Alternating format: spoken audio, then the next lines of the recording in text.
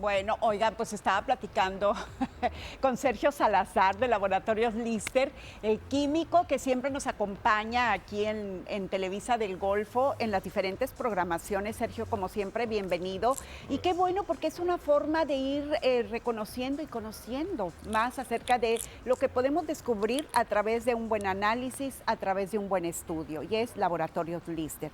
Y en esta ocasión vamos a hablar acerca de la enfermedad de Lyme o de Lyme, que yo le decía a Sergio, se hizo un poquito más notoria después de que Thalía, la cantante, manifestó hace algunos años que ella tenía esta enfermedad.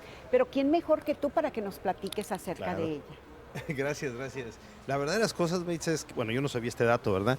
Pero mira, la enfermedad de Lyme, de hecho, bueno, recibe su nombre porque por ahí en los 70s, en el estado de Connecticut, en los Estados Unidos, si no me equivoco, por ahí hubo una epidemia de casos, ¿verdad?, de enfermedad que se le denominó enfermedad de Lyme porque digamos que de alguna forma u otra medio el epicentro o el lugar en donde más casos se Había. empezó así es, a detectar fue en un poblado que se llamaba Old Lyme, el viejo Lyme, ¿verdad? Ya. Y entonces de ahí realmente adquiere el nombre, ¿no?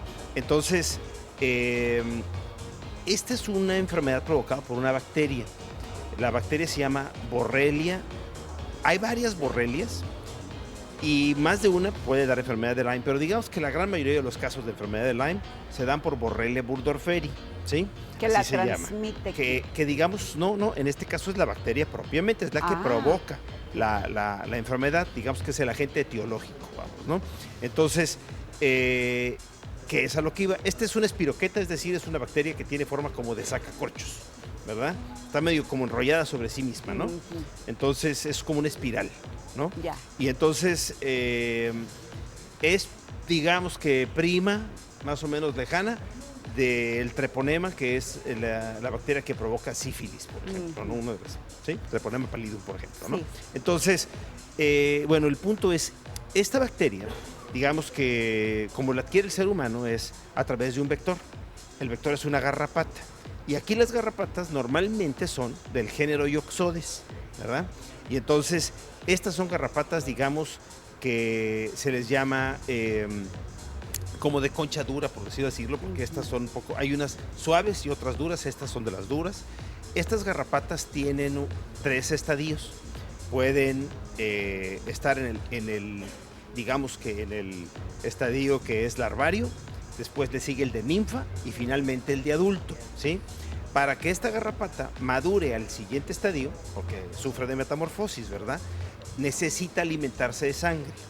Y entonces sus hábitos alimenticios se puede decir que son muy promiscuos, porque se alimentan de tanto de, por ejemplo, el venado de cola blanca como de Ya, los seres sí. humanos, ¿verdad? Ajá, sí. Y entonces, en este caso, y de algunos roedores también, entonces, digamos que normalmente los que transmiten a los seres humanos la enfermedad, o no normalmente, siempre, son no el estado larvario, sino el de ninfa y Y el el de maduro. adulto. Ok, Exacto. Porque la bacteria la adquieren después de alimentarse. ya. Así es que mientras que son larvas y aún no se alimentan, no nos pueden transmitir Por la enfermedad. supuesto. Entonces, la larva primero se alimenta de un animal que le transmite la bacteria. De ahí madura el siguiente estadio y cuando se vuelve a alimentar es cuando puede transmitir la bacteria que adquirió en su primer o en su segundo alimento, ¿verdad? Ujú. Entonces, estas son así como que algunas de las particularidades. Ahora, ¿qué es lo que experimenta la persona? Que es muy Sí, ¿qué importante. síntomas Que- presenta? Exactamente. Mira, la persona habitualmente tras el piquete, ¿verdad?, puede manifestar un rash en el punto Donde picó. en donde picó, ¿verdad?, donde se alimentó la garrapata y en ocasiones, no siempre, se puede hacer como un volcancito pequeño en la zona, ¿verdad? Puede haber un poco de irritación, pero igual puede ser que no. De hecho, en el estadio de ninfa, la ninfa es tan pequeña que muchos pacientes que desarrollan enfermedad de Lyme no están conscientes que digamos, la garrapata se alimentó de ellos en algún momento, Claro, ¿sí? claro. Entonces, esta Además de esto, más adelante el paciente puede desarrollar algunos síntomas parecidos a los de una influenza o una gripa o algo así, en donde les da un poco de fiebre, se sienten decaídos, es decir, hay un ataque al estado general de salud del paciente, ¿no? Ahora, ¿qué es lo que va a venir posterior? Después de esto, pueden desarrollar, conforme siguen pasando las semanas, dolores articulares, ¿verdad? Y musculares y demás. Pero hay pacientes en donde, así como el COVID, decíamos, y hemos hablado de esto mucho, que también existe el COVID largo y todo esto, bueno, pues el Lyme también se puede volver crónico, ¿verdad? Entonces se puede dar una especie de Lyme largo, por decirlo así, en donde el paciente tiene episodios recurrentes a lo largo de años, ¿verdad? De los años, en donde nuevamente desarrolla artralgias y dolores, incluso puede desarrollar artritis, un poco en consecuencia a la respuesta del organismo a esto.